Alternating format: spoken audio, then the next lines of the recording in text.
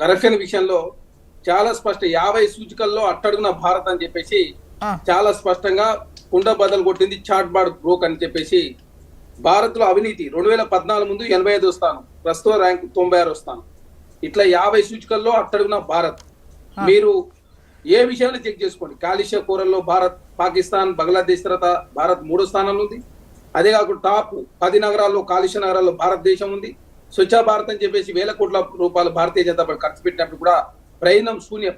ఈ అవినీతి విషయంలో కూడా కేంద్ర రాష్ట్ర ప్రభుత్వాలు అందరూ కూడా కలిసి పనిచేయాల్సిన అవసరం. ఎందుకంటే వస్తున్న మార్పుల ఆధారంగా చట్టంలో మార్పులు చేసి మొత్తం ఆన్లైన్ దిశగా ప్రయాణిస్తే తప్ప ఈ కరప్షన్ మనం కంట్రోల్ చేయలేము. ఎందుకంటే ఇది తెలంగాణ, ఆంధ్ర, భారతదేశం కాదు. ఈ అవినీతి భారత్ లో 2014 85 ఉంటే ప్రస్తుతం 96 ర్యాంకు. అంటే పెరుగుతుంది తప్ప తగ్గుతలేదు.